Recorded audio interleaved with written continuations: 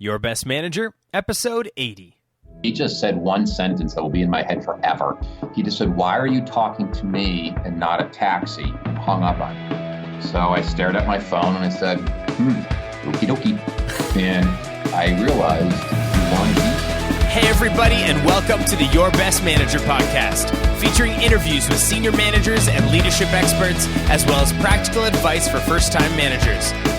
And after today's show, be sure to hop over to yourbestmanager.com and check out the What If Project. Starting June 1st, it's 30 days, 30 leadership tips, 30 baby steps, and 30 opportunities to become a different kind of manager. Have fun. It's time to put on those sales caps, everybody. This is Jamie Newman here, and I'm excited to be joined by Glenn Mattson today. Glenn, how are you doing? I'm doing fantastic. Thanks, Jamie. Thanks for having me. It's a privilege to have you on the show, Glenn. Glenn Mattson is a seasoned veteran of the selling profession. He's personally built one of the leading franchises for Sandler Training, with his office ranking consistently in the top 1% of trainers worldwide. His niche, or niche, depending on how you say it, is working with financial services producers and field managers who want to shorten their selling cycles, grow their revenues, and boost their team's productivity and margins for profit.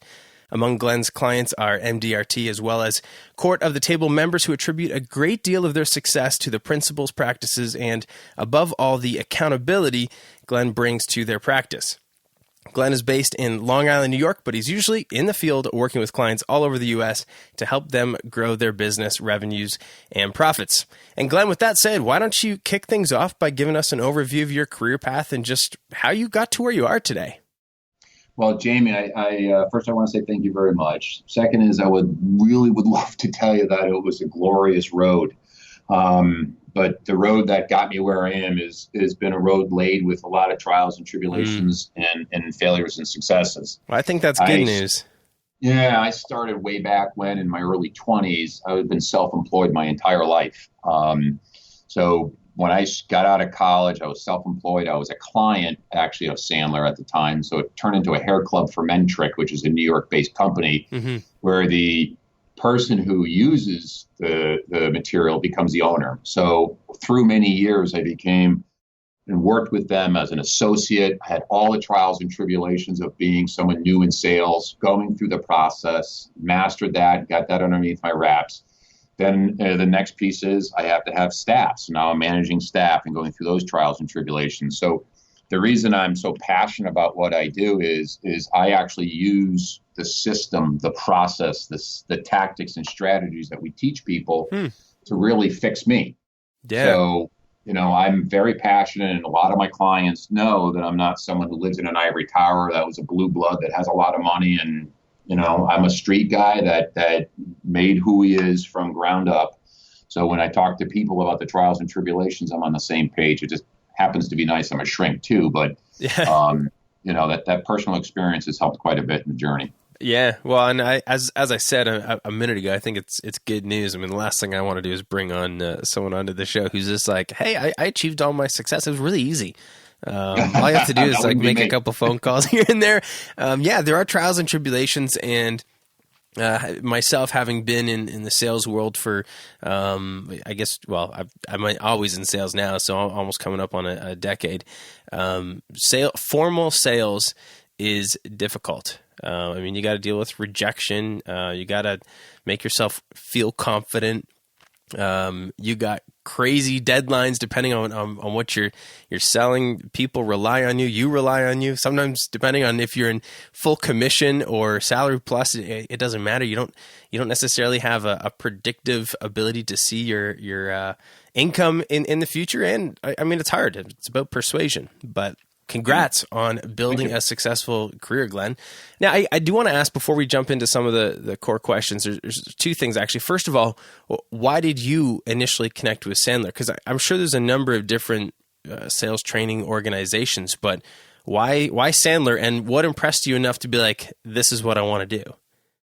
Well, back again, when I was in my very early 20s, I went to a program to look at improving my skills. And again, I was at the time, actually, when I very first met Sandler, I was in high school, the Sandler program. So I was just graduating. I was 18 years old. I put up $3,000 or $4,000 at the time, which was a ton of money. My father was not happy. Between the summer of my senior year in high school and my freshman year in college, I'm spending money on sales training. Yeah. Was not a happy camper about it, but it was one of the best things we ever did, or I ever did, because it taught me how to listen. It taught me how to deal with all my head trash. It taught me how to set and achieve goals, and really how to talk to people in a manner that didn't create anxiety in my head and in my language. Yeah. Yeah, and I think that's huge, and we're definitely going to dive into some of those things because, I mean, obviously not everybody listening is in a formal sales role, but sales is about influence, it's about inspiration, it's about persuasion, and as a manager, as a leader on any level, you want to take your people along with them, and the skills that you learn in sales, those things you were just talking about, listening, getting rid of the head trash, being able to understand what somebody wants and adding value. I mean, those are leadership things just as much as they're sales things. The other thing that I wanted to talk about, and I was thinking at the top of the episode, I was like, we'll probably get to this, but just in case we don't want to ask it up front, you're in your bio that I read out, people attribute a lot of their success to accountability. Now, I've been in sales, and so maybe I'm listening and I'm thinking, wait, accountability, that sounds like micromanagement. So can you talk about how, as a leader, whether in sales or not, how you do accountability properly so that it's actually motivating? Oh, okay. So we actually let's take a look at accountability. Mm-hmm. It's interesting. If you look at just the process of accountability, they will say that 87% of all managers choose not to hold their people accountable because they don't want to be seen as the bad guy. Then they'll turn around and say 88% of the people who are quote unquote workers will tell you flat out, if I'm held accountable, I will improve my performance. And the only time I am held accountable is when I do something wrong. So the reality is that we associate or affiliate accountability with having basically a target on our back, right? I mean, it's the beginning of the end. So it doesn't make a difference if you're in sales, leadership, management. We have a very strong belief in what's called a successful mindset. And a successful mindset is really the viewpoint of results and activities from three different perceptions. That's responsibilities, which is before it happens, Jamie. While you're actually in the midst of it, it's called ownership. And after it occurs, it's called accountability. You will respond and answer to what the outcomes were. So when we look at a successful mindset, if I don't have a client that I'm working with, or as a manager, you have people who respond and report to you. If you don't have responsible individuals, they will blame outside forces. They will blame and make excuses. And excuses by far are the number one rampant virus within inside of organizations. Because if you make excuses, you can't learn. You can't say, hey, Jamie, it was me that made the mistake, or I could have followed through a little stronger. So what people do is, instead of taking ownership, they look to blame the outside world because they can't handle it. Yep. And as a manager, we must get people to look in the mirror and take ownership. Once they take ownership, then they can learn. If they make excuses, they're passing the buck. They're giving it to somebody else and they're saying it's not me. And the reality is, if as a manager, we have individuals that have job descriptions, responsibilities to their roles. These are things they're supposed to do to be successful. A manager, all they do is make sure that people are doing their job. So when we look at accountability, it's not that you're browbeating people and hitting them with a stick. It's just making sure that they're doing their job at the level they're supposed to achieve the objectives they're supposed to. No more, no less. Yeah. So if we look at it, a successful mindset as, I'm just going to demand from you your best. No more, no less, but I'm going to demand your best. And I'm not going to allow you to be less than your best. And if you set those rules up with your people in the beginning, it reduces your anxiety, because one of the biggest issues with new managers is, I want to be their friend. Yeah. Especially if you were a peer of theirs and now you're managing, right? Because your high need for approval kicks in. So when people don't perform at the level they're supposed to, you feel uncomfortable being confrontational. And confrontational is not a negative thing. Mm-hmm. So a lot of times to dissipate those feelings is you have to set up some ground rules in the beginning. The ground rules of how you will manage your people, how you will communicate, what you will accept and what you won't. Like, for instance, when I talk to managers that are new, Jamie, I always say, hey, what are your guiding lights? What are your pillars? Mm-hmm. And they'll say, well, what do you mean? I said, well, what are your rules? If I talk to your 5 or 6 year employees, what would they say about showing up late? Yep. What would they say about not doing their job? What would they say about responsibility? How do they view your views on those topics? Yep. So if we don't have the undercurrent of what's acceptable, we can't necessarily blame our employees for not living within those fence posts. Whoa. That was like a glorious answer to that question. I'm glad we started there because I've got a full sheet of paper from notes. There's a couple things I want to highlight, but if you're listening right now, maybe pause and just go back and listen to that again because if you've got any questions about micromanagement, accountability, motivation, setting expectations, everything was in there. But I don't even know where to start. So I'll tell you what, Jamie, to add to that, if you don't mind. Yeah, go for it. If we look at motivation, there are historically 6 drivers of motivation. There's more, but there's about 6. Yep. And as a manager, we need to understand not only what motivates you as a manager, but what motivates your people. Because motivation flows in and out. Some days we're motivated, some days we're not motivated. Mm-hmm. As a manager, our job is, even when they're not motivated, they still need to do their job. Now, that could be regardless of what they're doing, but we brought up sales before. So selling, that could be prospecting. They still have to do it, regardless if you are motivated or not. That's right. That's where your dedication and your ownership to your plan kicks in. Mm-hmm. That's also where the leadership and the management says, this is the rules. Mm-hmm. So here's the plan. Do you buy into it? Yes. Are you going to fully execute this? Are you sure? Yup. Are you going to give me these excuses in the future? Nope. All right. Now we're setting up some fence posts. Mm-hmm. But when we look at motivation, part of the issue is that what motivates Jamie is very infrequently what motivates Glenn. Right. So if, Jamie, you're my manager, you can't motivate me the same way that you motivate yourself. So those of you who are out there that are overachiever managers, you may have, for instance, one motivation is power. Mm-hmm. Another is authority. Another is social recognition. Another is fear, right? So if Jamie is more an authoritative, and it's that he wants to be a dictator, that's your power. Mm-hmm. Well, it may not be my power. Maybe I want social recognition. Maybe I want to be seen as my peers as a super stud or studette.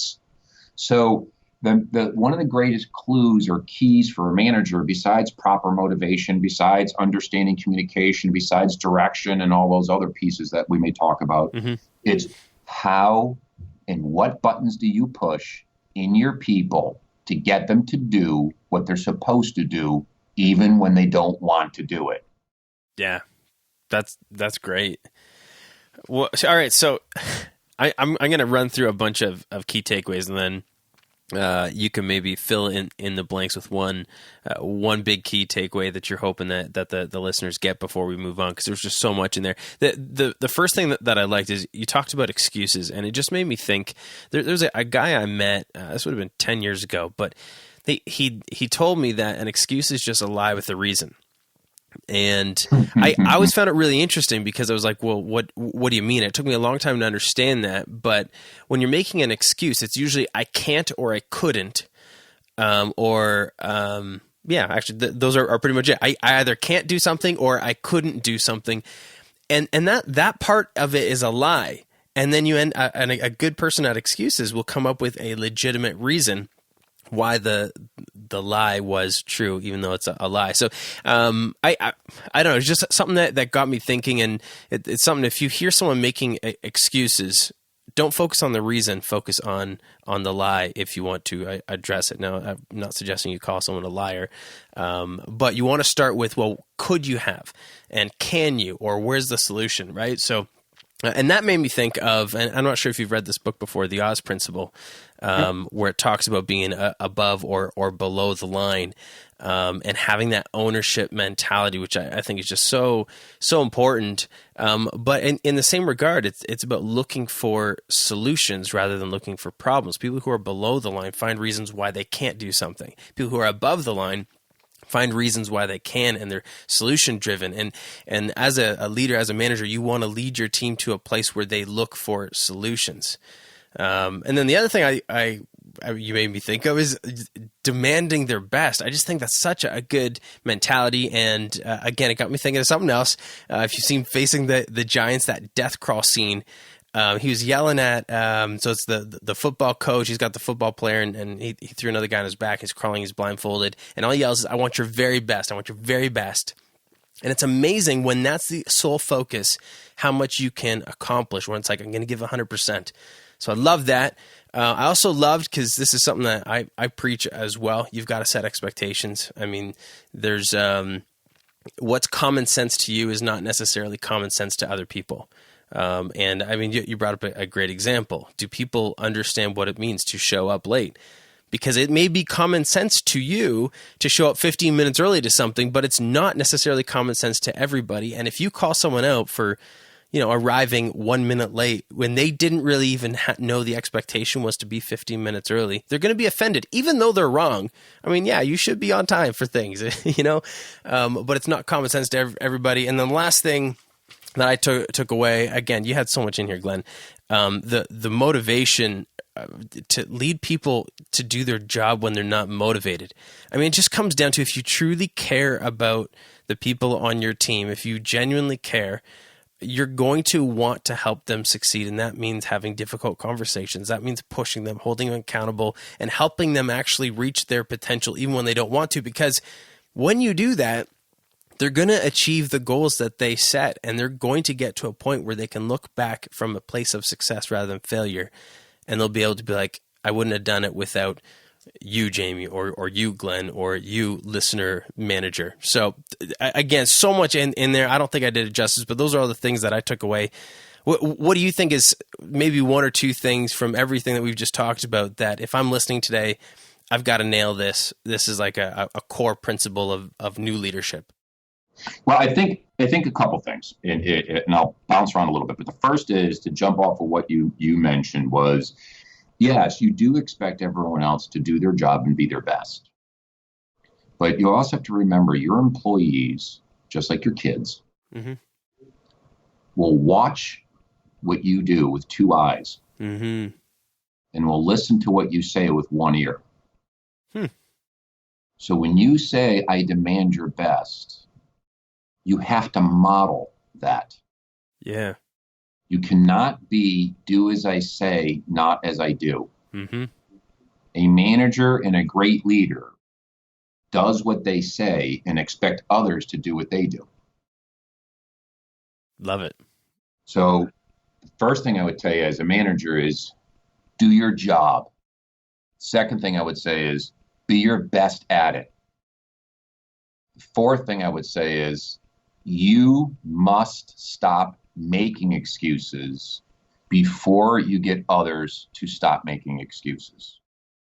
So a manager cannot blame the economy, products, late distribution updates, poor emails, phones being down, the economy not being right, bad leads, bad prospects, bad technology. Can't do it. Yep. So managers who can't fix excuse making is because they are excuse makers. Second thing, or third thing I would say is be very clear and consistent with your messages. You don't have to have a lot of messages, but keep them clean, keep them clear, and keep them consistent. So for instance, you may have a rule. If you have a problem, bring me the problem, tell me how long you had the problem, tell me what you've done to solve the problem, and tell me when you were aware of the problem. So that I know real quick, have they done any due diligence, or are they just passing what I call pass the poop, right? They have a problem, they wait to the 11th hour, and they come to you to solve it. But if you get juiced up by being a rescuer and solving everything, you're never going to create independence in your people. It's called passing the poop, not to use a bad word, but you're just passing the stuff uphill or downhill. Yeah. So make sure you have very clear expectations. The other thing, which is a monstrous thing, I would say, for your new managers, and I work on this with executives. I work on this with people who have $100 million businesses. I work on this with people who have $2 or $3 million businesses. And I work on this with people trying to figure out how to make $150,000. So it's all across the board.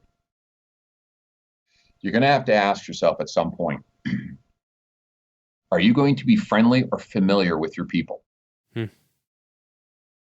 The other thing I'm going to ask you, or to have you people think about, is, do you want to be friendly or truthful? It's a big difference. Yeah. So, for instance, you said someone showing up late or on time.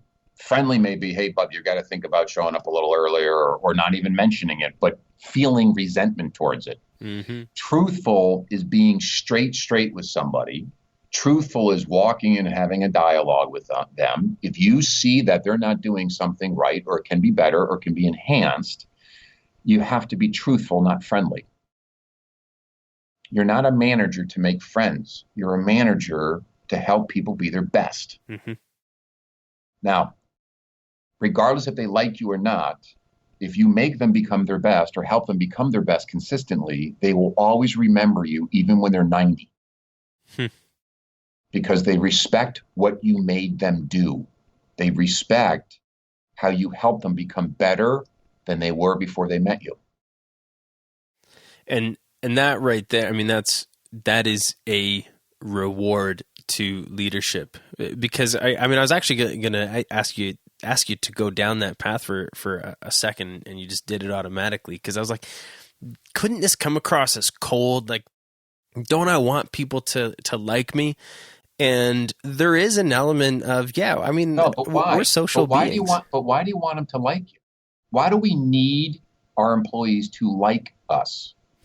Yeah, I mean, it's a self-confidence issue. Right. But this is important for the team to listen to. And I know, you brought up, which was perfect, is I'm not in a position of popularity.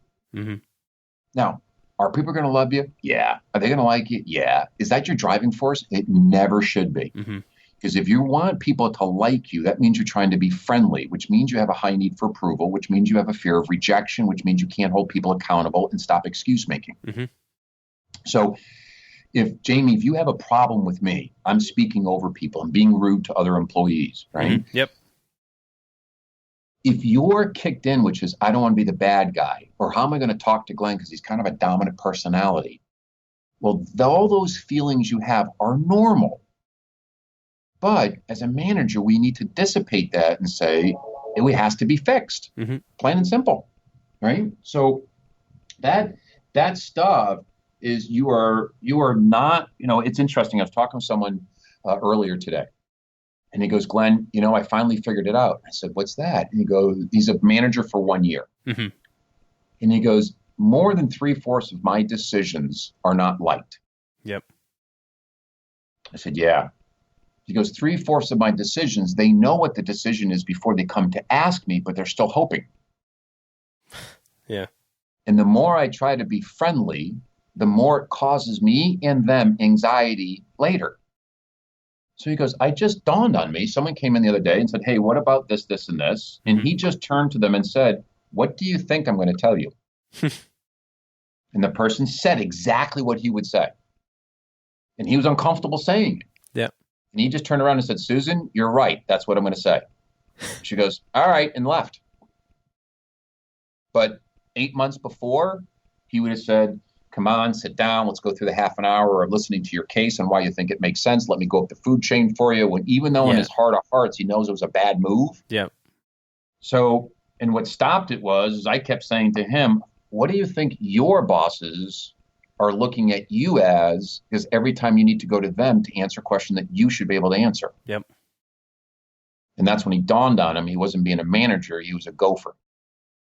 Yeah, and I mean, I've been victim of that. I'm sure a lot of people listening have been victim of that, because that's one of the challenges that gets brought up so often on this show. It's difficult to have difficult conversations. That's why they're called difficult conversations. It's difficult to give feedback. It's difficult to tell the truth because a lot of us naturally want people to like us. And we could probably talk about this all day, but I want to highlight just one of the things that you said, and then I'm going to transition into another question so we can keep this rolling. But one of the things that you made me think about was employee engagement. And you were talking about how you have to be that example, and you almost have to check yourself first so you can practice what you preach. Don't say, do as I say, not as I do, right? And it just got me thinking, a lot of the stats, a lot of the discussion on employee engagement, maybe this is just me, but it almost comes across as a frontline problem. It's what can managers do to fix the employee engagement issue? And if you're a business owner listening, if you're an executive listening right now, employee engagement numbers, and you probably know this, but it spans all the way up through the organization. Employee engagement isn't just about making frontline employees happy. And if you as an executive are trying to give instructions to your managers, your leadership team, your supervisors, hey, do this so you engage your employee, that's not enough. One, you have to check yourself at the top of the organization, but you need to help your managers be engaged before they're going to have any hope of making any changes on the engagement of their team. So that's something that you made me think about. And then to transition into another question, I wanted to talk about, and we're going to transition into, I'd love to hear who had the biggest influence and impact on your career. But when I think back to some of the best managers I've had, they said things, they gave me feedback, and they took actions that I didn't like, and I didn't recognize it right away. But when I achieved success, those leaders who did those uncomfortable things, I credited them, I thanked them, and they got their reward in due time. It's almost like playing the long game. Being friendly is the short game. Helping people become better is the long game. And so speaking of great managers, who was your best manager? And it doesn't have to be a manager, it could have been a mentor, but who had the biggest influence on your career and why, Glenn? Well, I think the manager who influenced me, and I have, knock on wood, I've had quite a few at different points of my life. And I did grow up in a household that, play hard, work hard. You get up on a Saturday morning, you have your cereal, then you went outside and did chores, even if you didn't have any for the first couple of hours. That's how I grew up. Now, when I remember I was 26 years old. I spent time filling a room of executives that I was going to go speak at. I just got married, first apartment. I'm about 40 minutes away from work. And I get up, my car doesn't start. Now it's, hour and a half away. So I got time, and I got a drive. So I got to get going here. It won't start. I tried again. It won't start. I'm terrified of calling my boss. Yeah. I call him up on the telephone. I said, Mark, which, by the way, he lives less than half a mile away from where I have to speak. And he's at home with more than enough time to go take care of this for me. So stressed out, Mark, I got 35 people showing up. I need to get there. One sentence live in an hour and a half. He just said, why are you thing? And I finally stopped, not a taxi. He just said one sentence that will be in my head forever. He just said, why are you talking to me? So I stared at my phone and I said, hung up on him. Okie dokie. And that's how I stared at my phone and realized if you want to be somebody, you can rely on people, but you have to get stuff done on your own. I realized if you want to be somebody, you can rely on people, but you have to get stuff done on your own. Right? You can't just keep looking for it. So that ability to have that self-reliance, the ability to take responsibility, it was my fault. The car didn't start. So what? You still have to be there. Yeah. So instead of complaining for 35 minutes find a solution, bitching and moaning, just get the taxi and go. Yeah. So, obviously I had to spend more money in the taxi than I made that week, but that's how it was. Now, the other thing I'd throw at you with something that you mentioned before, Jamie, real quick is, we have one of our most popular conversations that we have, and some of the most downloaded white papers that we do is a confrontational conversation. How do you do it? And you brought it up. So I want to throw at your listeners just a very simple format. confrontational conversations historically is the gap between what they were supposed to do and what they did. And the confrontational conversation is three parts. A, are they aware of it? B, what do they need to do next time? And C, making sure that we're not going to have a conversation again. So when you have the first part, it could be something as easy as, hey, Jamie, we need to have a conversation. When you get a second, come on to my office. You walk in and you may have to prep it. You may have to write it down. You may have to say it 600 times in your head. And that's fine. But just sit down and say, the purpose of our meeting right now is because the expectation of this was A, B, and C. This is what's happening, 1, 2, and 3. Clearly, that's not what we're expecting in terms of results. So help me understand what's going on. That's good. Now, as a manager, you better be ready for all the excuses. So part of this conflict conversation is two pieces. Are they aware of it? And do they own it? Now, if they're not aware of it, you have a bigger problem on your hand. Yeah. Now, if they are aware of it, then we have to go to a different quadrant, which is, do they know what to do? Did they not know how to do it? Two separate issues. One's strategy, one's tactics. Or are they choosing not to do it, which means I won't? That's a lack of desire or commitment. Or the fourth issue is, or is it because they're uncomfortable doing it, which is a bravery issue? And as a manager, we have to understand, is it a lack of awareness? Is it lack of knowledge? Is it lack of commitment? Or is it lack of bravery? And those are four dramatically different outcomes when it comes to conflict management. That's fantastic. Is that I mean, I'll certainly just transcribe this into the show notes for the episode. But is there a access to go download that template, or is there something like on your website somewhere, or is it just? If not, I can put it up there. But they can also read, all your brand new people. There's a book made by Sandler, which is Having Confrontational Conversations the Sandler Way. Okay. Same with management, Managing 101 as well. Sandler Way.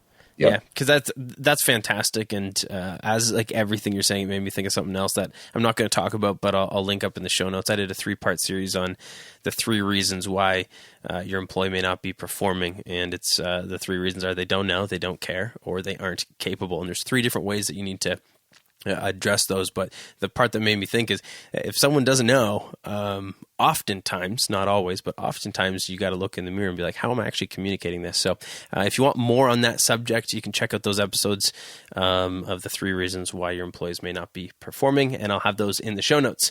We're totally going to run crazier, Jamie, real quick. Yeah, go ahead. Crazy too, for what it's worth. 70%, and this is from, I'm a stat guy, right? So, but 70% of companies do not achieve their objectives because their middle managers can't connect the company goals to them. But there's so much power if you can do that. Like, yep.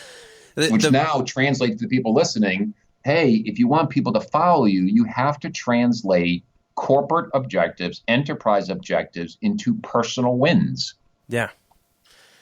Yeah. So, I mean, I preach this over and over again. You're going to always struggle with motivating your employees if they can't find the correlation between performance at work and personal achievement. If you can help your employees see those 2 things and see how individual performance affects team performance, affects business unit and company performance, if you can do that, I mean, you've got an employee who wants to show up 100% ready to give it their best because they've got a what's in it for them. And it's not necessarily selfish. It's just how we operate. I mean, we're going to do things that give us a return on the investment of our time. So, man, I could totally talk about all this forever, and we're way over time.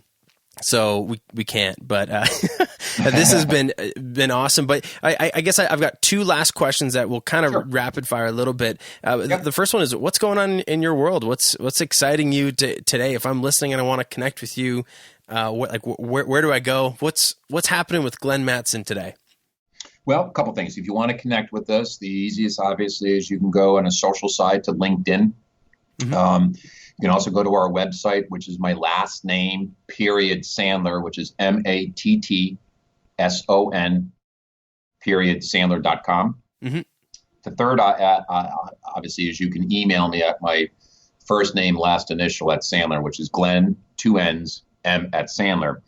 Now, what's exciting about what's going on now in our world, because I do semi-private programs, keynotes, and a lot of coaching. Mm-hmm. So in today's technology, the way things are moving, fewer people are coming into what we call in-house programs, where you show up and you're there for a day or two. It's very entertaining, but less happens long term. Mm-hmm. Yep. What makes us so successful is we believe in the world of reinforcement. So in today's world, with distant learning, with different types of technology that helps people learn in a more engaging way, it's very exciting on what we have coming down the pipe, very exciting on what we can create through multi-touch media interactions instead of just flat videos. The entrance into really doing distant learning.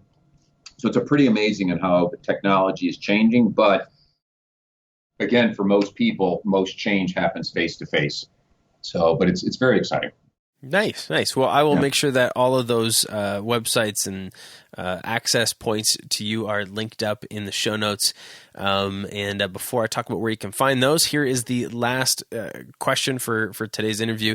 You already recommended one book that I'll also include in the show notes. But if I'm a new leader starting out, aside from the Confrontational Conversations book that you mentioned, what's a leadership book that I should be picking up to just help me get my foundation right as I start leading people for maybe the first time? Well, I think a couple. Go for it. Real quick. Yep. The first would be Sandler Rules. Rules are, again, I'm biased. I think the book's awesome. Right. And it gives you psychological understanding of people. That's his reason. It's just fantastic. The second piece I would throw at you in terms of books, and I thought it was fantastic, has nothing to do with management. What it is, it's called Between Parent and Child. His name is Chaim Gnott, Ginott. It was written in the 60s. It's actually a dialogue on how to communicate with your children. But if you want first-time managers, how do you bring up tough conversations? How do you have conversations about people who are talking about bullying or people talking about being picked on or whatever those conversations are? That book is probably one of the best manuals that I've read on management that have nothing to do with management. And the last one I would throw at you from a standpoint is so we have the success principles, parent and child. The other one I would throw at you is anything by Eric Berne called transactional analysis. The more you understand about why people do what they do, the better you can manage people. And we are very predictable animals. You just need to understand us. So the Success Principles by Sandler, you obviously have the Sandler's management book, the Confrontational Conversations. Those are all cool. And then the Parent and Child and anything on transactional analysis. It's just awesome. Awesome. Well, again, I will make sure that those are all put up in the show notes, Glenn, which are available at yourbestmanager.com. And it's really easy because you can just search Glenn with 2 N's from the homepage and find everything from today's episode. Of course, you could also search Sandler, and that'll all come up as well. And just so everyone listening knows, I spent a very large chunk of my career in the sales world, and Sandler does have a fantastic reputation. So it's been an honor and a privilege to have you on the show, Glenn. And managers, I'm not sure if you are traveling to or from work, getting a workout in, or simply taking some time to relax and listen today, but I hope that you've really been encouraged and inspired from our conversation with Glenn Mattson. I truly appreciate it, man, and we'll talk again soon. Thank you very much. And for everyone out there listening, remember, just simply be your best. All right, everyone, that does it for today's episode. Thank you so much for listening. Now hop over to yourbestmanager.com and take advantage of the free tools, resources, and training which I've created exclusively for you, the next generation of leaders. Oh, and have fun.